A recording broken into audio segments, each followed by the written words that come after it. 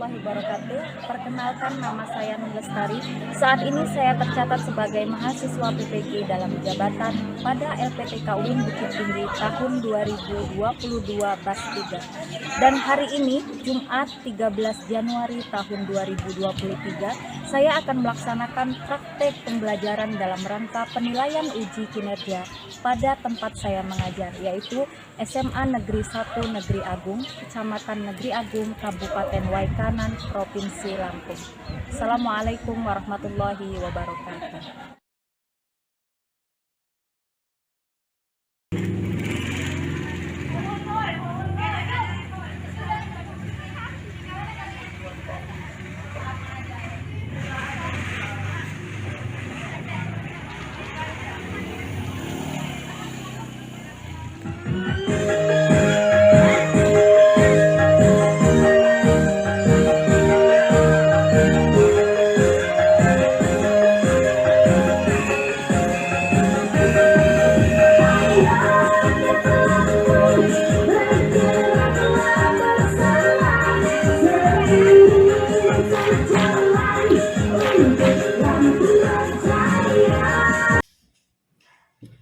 Assalamualaikum warahmatullahi wabarakatuh.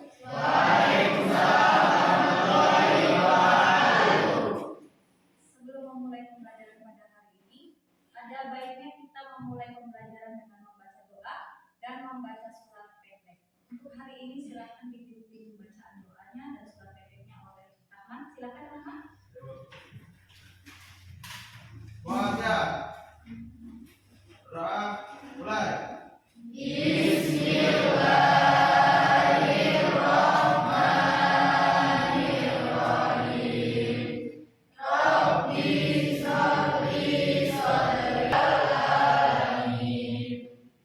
Selanjutnya kita akan membacakan surat Al-Kautsar.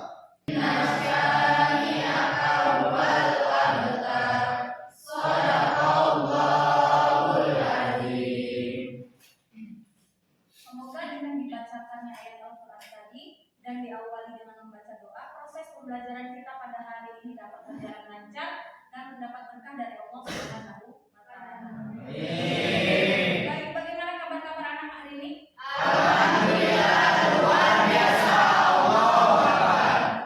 Sebelum itu, coba dirapikan lagi tempat duduknya dengan rapi.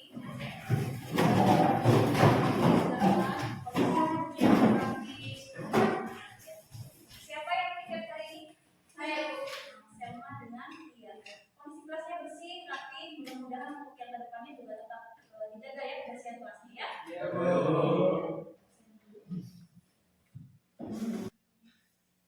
Rahman, Hadir, Bu. Dimas, Hadir, Bu. Diki, Hadir. Bayu, Hadir, Bu. Yoga, Hadir. kemudian Selma, Tia, kemudian Umu, Dewi, Devi, Dela, Isti, Mahrina. Hadir semua ya. Coba anak berdiri semuanya. Kita akan menyanyikan salah satu lagu wajib nasional. Ya. Untuk hari ini silakan Dewi yang memimpin kawan-kawannya menyanyikan salah satu lagu wajib nasional.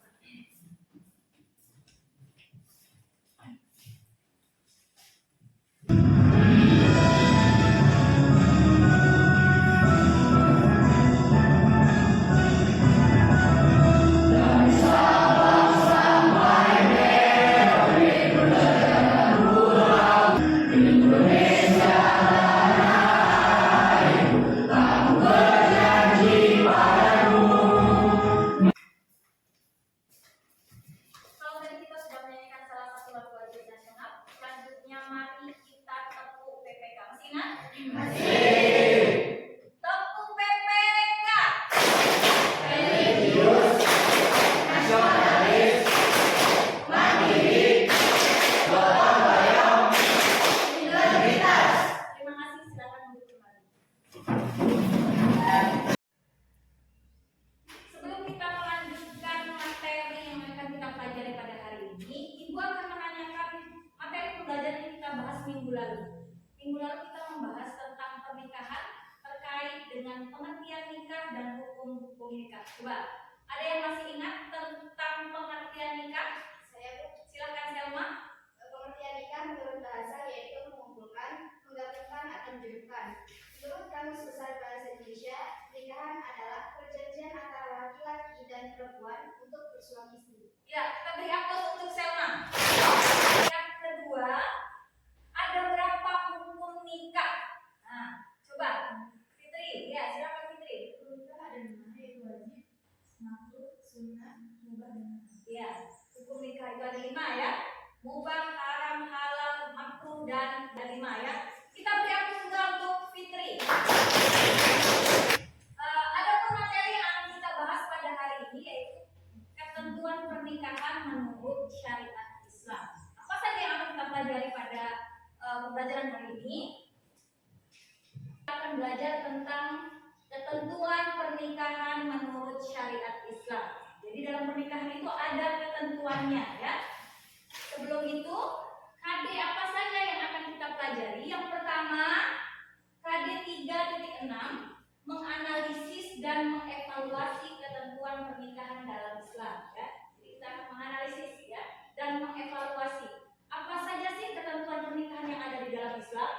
Kemudian yang kedua, 4.6 menyajikan prinsip-prinsip pernikahan dalam Islam.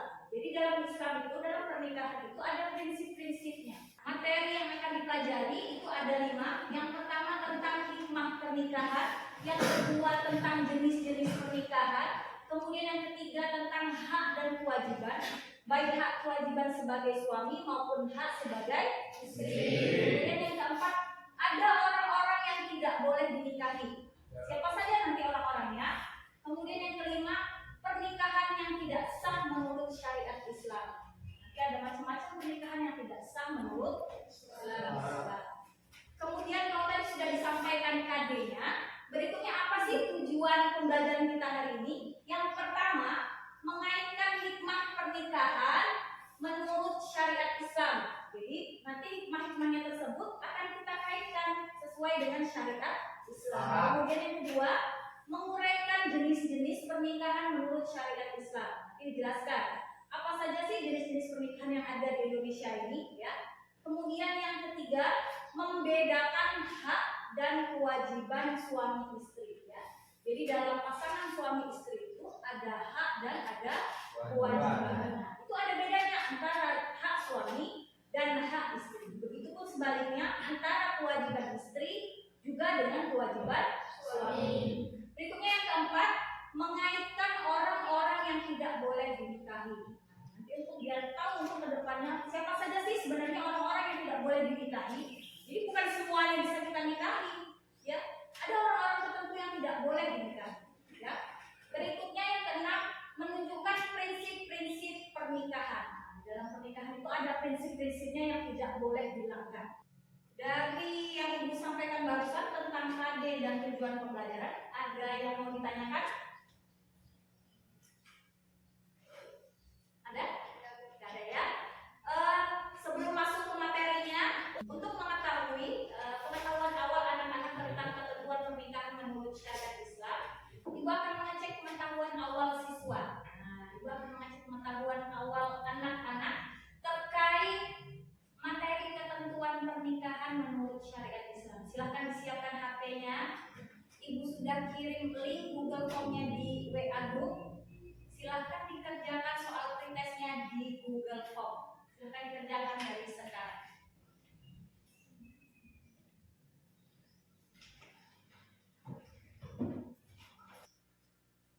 Sudah? Sudah semua dikerjakan? Sudah. Tidak lupa tadi mengisi biodatanya, nama dan kelasnya jangan lupa ya. Baik, berdasarkan hasil pretest menggunakan Google Form, dilihat nilainya ini masih ada. Nah, masih ada anak-anak yang nilainya masih di bawah KKM, tapi ada juga yang nilainya sudah di atas KKM. Tidak apa-apa, untuk anak-anak yang nilainya masih di bawah KKM, wajar. Kenapa? Karena ini memang materinya belum kita sampaikan. Karena materi ini belum disampaikan, jadi masih banyak di antara anak-anak yang belum paham tentang materi ketentuan pernikahan menurut syariat Islam. Mudah-mudahan nanti ketika kita sudah belajar materi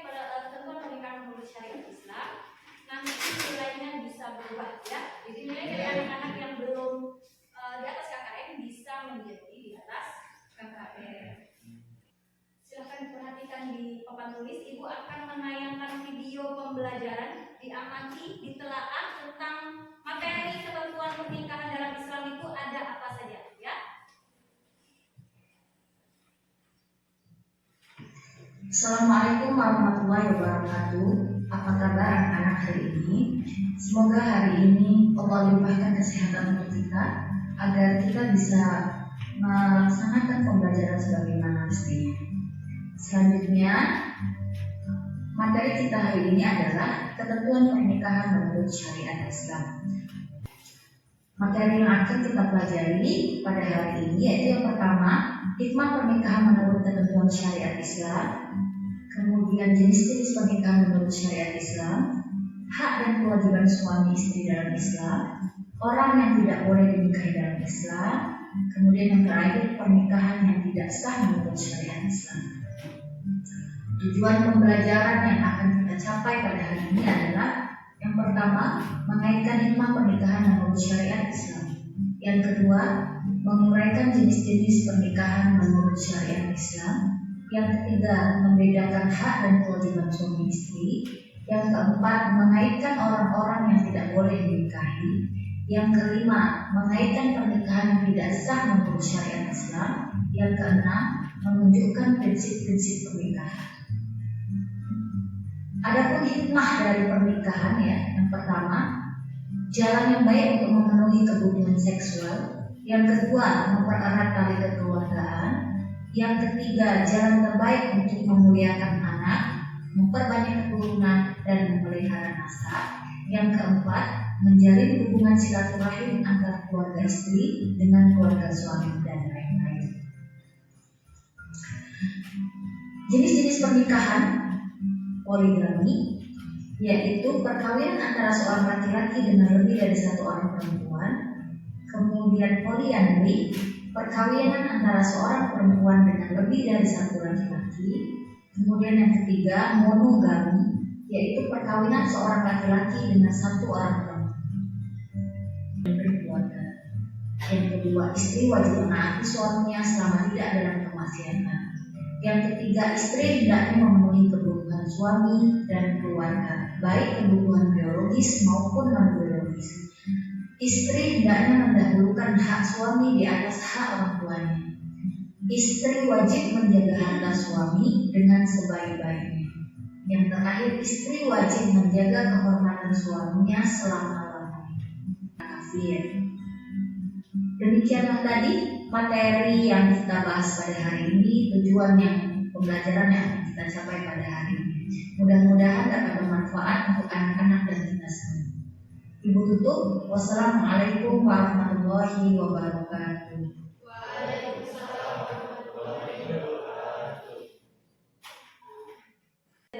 Tentang materi yang kita bahas pada hari ini, ya. Di dalamnya ada hikmah, ada jenis-jenis pernikahan, ada pernikahan yang tidak sah, ada orang-orang yang tidak boleh kita nikahi, ya. Itu semua ketentuan yang ada di dalam pernikahan menurut syariat Islam. Kemudian selanjutnya Ibu akan menayangkan sebuah film pendek, ya, sebuah film pendek. Jadi nanti diamati, kemudian ditelaah, ya. Di dalam film pendek itu ada pelajaran apa dan ada permasalahan apa di dalam, ya. Kamu yang makan, ya tahu rasanya makan tanpa lauk. Makan, makan, makan, makan, makan, makan.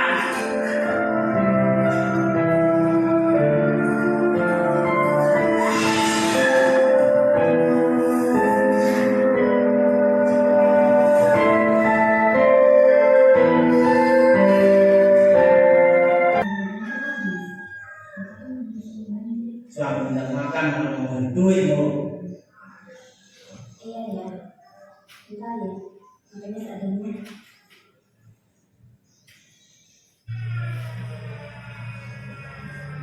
Silakan Pak. Apa ini? Suami capek kerja, suami kasih nasi putih doang. Maaf Pak, uang belanja sudah habis. Jadi cuma ada ini. Makanya jadi istri itu udah pintar ngasih duit, jangan boros-boros. Uang yang aku dari Bapak tuh cuma cukup 5.000. Dalam agama istri tidak bisa bisa menebak di luar kemampuan suami. Paham kamu? Iya, aku paham. Tapi setahu aku, gaji kamu cukup besar kok. Tapi kenapa? Kenapa cuma kasih uang belanja segitu? Kenapa? Setan dengan kamu, dasar tidak tahu diri.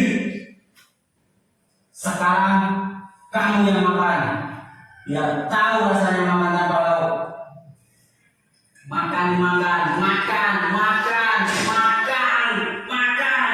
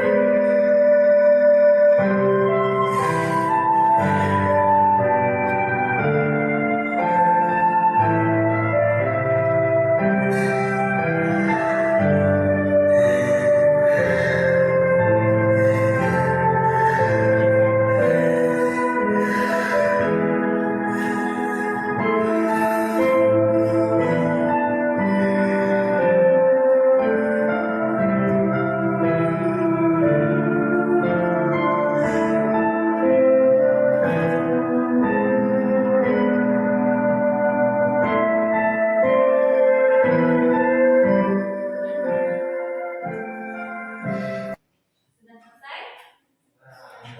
Film pendeknya ditonton. Ibu lihat tadi ketika kita menonton film pendek, beberapa anak-anak yang perempuan ini ada yang meneteskan air mata. Kalian laki-laki ada nggak yang nangis? Ada Bu. Ada. Iya. Ya, kalau yang perempuan ada beberapa tadi. Coba, Dewi. Kenapa Dewi nangis melihat film pendek yang barusan kita tonton bersama? Coba. Filmnya sedih ceritanya. Sedih ceritanya. Kenapa? Karena suaminya kasar sama istrinya. Suaminya kasar terhadap istrinya. Ya, itu yang membuat sedih. Itu yang membuat sedih. Selain itu, Dilan tadi juga nangis. Kenapa?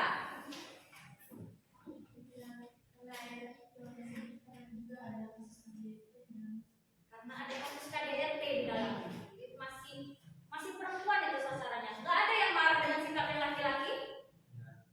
Sebagai laki-laki, Andi, gimana tanggapannya terkait film pendek yang kita tonton bersama? Bagaimana laki-lakinya? Bagaimana?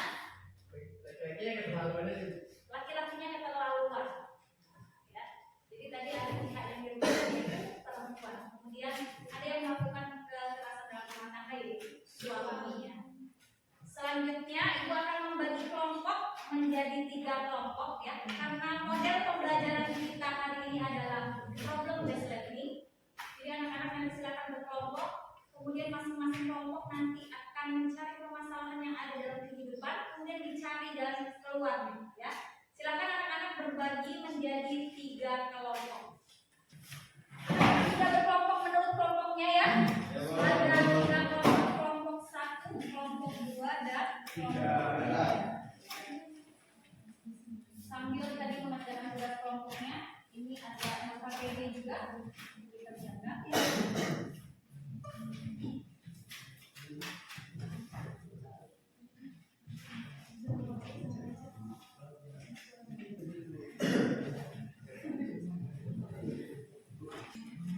Silakan berdiskusi di kelompoknya masing-masing.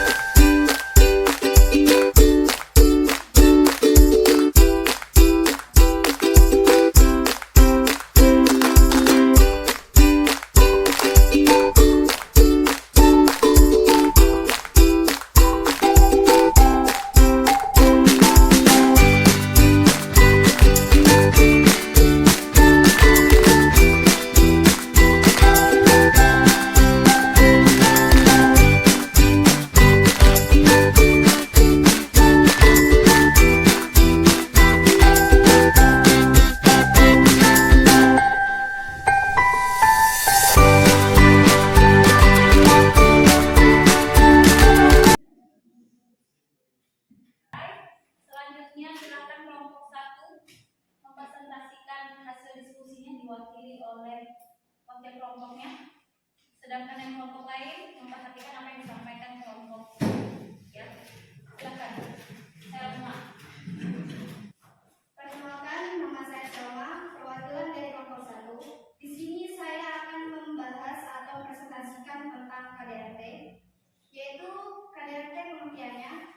Pasal 1 Undang-Undang Dasar PKDRT mendefinisikan KDRT sebagai perbuatan terhadap seorang, terutama perempuan, yang berakibat timbulnya kesengsaraan atau penderitaan secara fisik, seksual, psikologis, atau penelantaran rumah tangga, termasuk ancaman untuk melakukan perbuatan pemaksaan atau perampasan kemerdekaan secara melawan hukum dalam lingkup rumah tangga. Apa saja tujuan dibentuknya Undang-Undang PKDRT?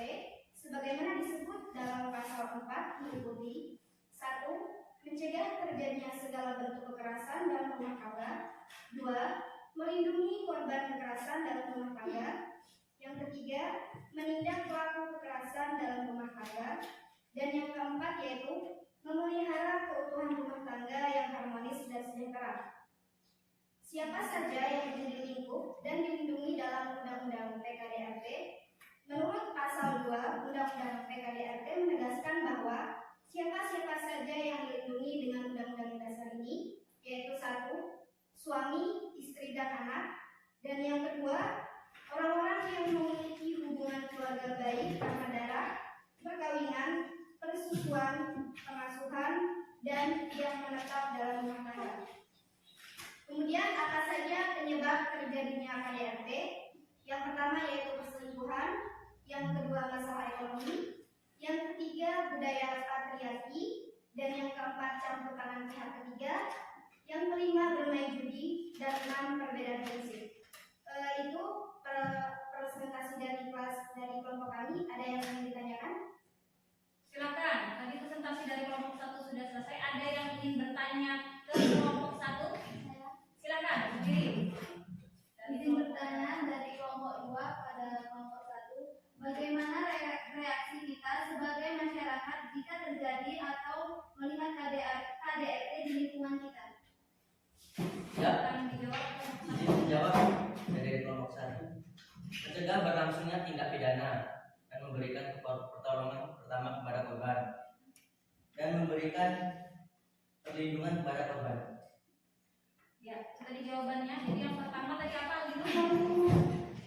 Mencegah berlangsungnya tindak pidana. Ya, kemudian memberikan pertolongan. Pertolongan darurat kepada korban. Yang ketiga, Memberikan perlindungan kepada korban. ya itu tadi pertanyaan dari kelompok 2 kepada kelompok 1. Kita beri aplaus untuk kelompok 1.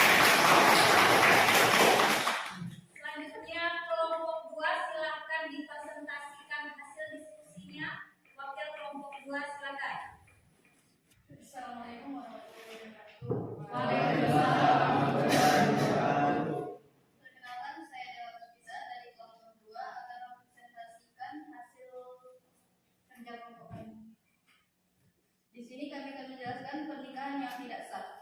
Di antara pernikahan yang tidak sah dan dilarang oleh Rasulullah adalah sebagai berikut.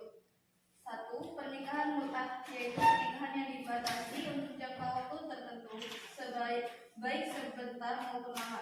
2. Pernikahan syihar, yaitu pernikahan dengan persyaratan bater tanpa pemberian mahar. Selanjutnya, berdasarkan pembelajaran kita pada hari ini, tadi sudah dapat disimpulkan ada beberapa hal yang kita simpulkan. Selanjutnya, ada yang ingin bertanya atau ada yang belum dipahami terkait pembahasan kita pada hari ini. Izin bertanya, berapa lama waktu masa idah? Berapa lama waktu masa idah? Tadi disebutkan masa idah itu adalah masa tunggu atau masa jeda ketika perempuan ditalak suaminya. Pertanyaan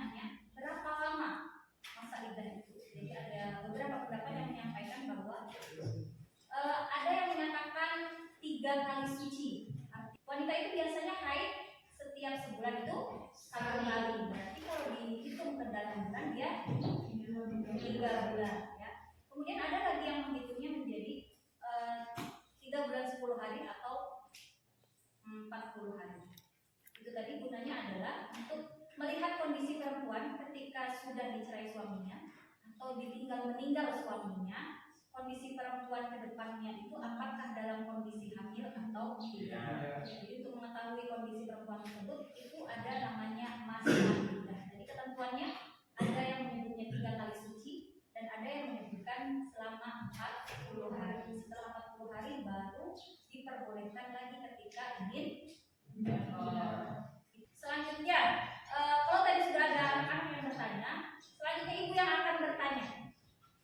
Dalam pembahasan kita tadi, di dalamnya ada membahas tentang jenis-jenis pernikahan. Ya, jenis-jenis pernikahan itu tadi ada 3. Ada poligami, ada poliandri, kemudian ada monogami. Pertanyaan ibu, apakah boleh poligami ya? Jadi pengertian poligami adalah seorang laki-laki yang menikahi lebih dari 1 orang perempuan. Jadi bisa 2, bisa 3 dan seterusnya. Pertanyaannya, apakah boleh bagi seorang laki-laki menikahi lebih dari 4 orang perempuan? Boleh atau tidak bagi seorang laki-laki menikahi lebih dari 4 orang perempuan? Boleh. Coba yang bisa menjawab, jangan bersama-sama jawabnya. Silakan, Fitri. Ya, berdiri. Silakan dijawab. Menikah lebih dari 4 perempuan itu bagi negara dilarang, tapi bagi agama itu diperbolehkan jika laki-lakinya mampu adil dalam misalnya seperti dia menafkahi secara lahir dan batin. Iya, dari jawabannya ya. Jadi kalau negara nggak boleh. Dalam catatan agama boleh. Boleh lebih dari 4? Boleh nggak lebih dari 4? Boleh. Nggak boleh. Baik, kalau dalam agama itu, dalam disebutkan dalam ayat Al-Quran, laki-laki itu boleh menikahi perempuan itu masna, 2, wasulasa, 3, waruba, 4. Selanjutnya tidak ada ayatnya wahumas 5, wasudas 6 dan seterusnya. Jadi batasannya, baik laki-laki itu mampu, kaya, merasa bisa adil, ketika dikaitkan dengan ketentuan dalam syariat Islam, maka batasannya hanya boleh. Tadi ketentuannya, kalau bisa adil. Jadi kalau belum bisa adil, maka 1 saja ya. Karena takutnya nanti kalau istrinya banyak, ya untuk yang laki-laki ya, karena kedepannya nanti akan menjadi kepala rumah tangga. Kedepannya nanti kalau misalnya mampu untuk beristri lebih dari 1, maka catatan di belakangnya adalah adil. Bukan adil masalah harta saja, tapi batin juga harus adil. Batin itu apa saja sih contohnya? Perhatian, kasih sayang dan sebagainya. Jadi bukan duitnya aja, bukan hartanya saja. 1 rumahnya 1, istri 2 rumahnya 1, istri 3 rumahnya 1, istri 4 rumahnya 1. Bukan seperti itu, tapi perhatian juga terhadap istri-istrinya. Kemudian adil juga terhadap anak-anaknya dari masing-masing istri yang menikahi itu. Ya, paham? Kemudian tadi juga kita membahas tentang pernikahan yang tidak sah. Ya, tadi ada beberapa pernikahan yang tidak sah. Kemudian tadi ada nikah mut'ah. Nah, tadi disebutkan nikah mut'ah itu ada nikah kontrak. Jadi nikah kontrak itu nikah dengan batasan waktu, mau sebentar mau lama. Jadi tidak boleh menikah dalam ketentuan kontrak. Saya mau nikah sama kamu cuma 3 bulan aja, tidak bisa menikah. Jadi itu termasuk pernikahan yang tidak sah. Jadi ketika nanti ada di masyarakat, mudah-mudahan anak-anak bisa mengambil pelajaran dan memberikan masukan kepada keluarga mungkin atau tetangga yang sedang menghadapi permasalahan yang ada dalam pernikahan yang tidak sah. Baik, selanjutnya tadi sudah disimpulkan pembelajaran kita pada hari ini. Kalau di awal tadi kita sudah melihat kemampuan awal siswa dengan pretest, selanjutnya kita akan melihat hasil setelah kita belajar. Diambil lagi HP-nya. Kita akan mengerjakan post test. Link Google Form-nya sudah Ibu kirim ke grup WA. Silahkan dikerjakan biodatanya, nama, kelas, dan sebagainya. Sudah selesai? Sudah ya? Perwakilan silakan memberi saran atau kesan terhadap proses pembelajaran yang kita laksanakan pada hari ini. Disampaikan apa yang dirasakan ketika mengikuti proses pembelajaran hari ini. Boleh juga memberikan masukan atau saran terkait pembelajaran ke depannya maunya seperti apa. Silakan wakilnya yang akan menyampaikan saran atau kesan. Silakan Tia. Saya mewakili teman-teman. Bagi kami kesannya cukup menyenangkan, asik, mudah dimengerti, mudah dipahami, dan kesannya untuk kedepannya belajarnya kayak gini lagi, tapi agak ditingkatin lagi. Ya, terima kasih Tia. Itu tadi, jadi mudah-mudahan Tia bisa mewakili apa yang dirasakan kawan-kawan yang lain ya. Jadi pembelajaran bisa menyenangkan, bisa lebih menarik, dan bisa memicu motivasi anak-anak untuk terus belajar. Begitu juga dengan Ibu, lebih baik lagi membuat proses pembelajaran yang lebih menyenangkan. Untuk tugas kita di rumah, Ibu sudah kirim link LKPD yang bisa dikerjakan di rumah. Sudah Ibu kirim linknya, nanti di rumah silahkan dikerjakan LKPD-nya ya. Sebelum menutup pembelajaran kita pada hari ini di rumah, anak-anak silahkan dipelajari materi yang dipelajari minggu depan tentang rujuk dan talak. Jadi materi pembelajaran kita yang akan datang itu judulnya adalah rujuk dan talak. Di rumah silahkan dipelajari, dibaca-baca buku pendidikan agama Islam dan budi pekertinya agar nanti ketika kita bertemu minggu depan anak-anak sudah ada sedikit pemahaman tentang materi yang akan kita bahas. Selanjutnya lebih dan kurang itu mohon maaf terkait pembelajaran pada hari ini. Mudah-mudahan ilmu hari ini yang kita dapat bermanfaat.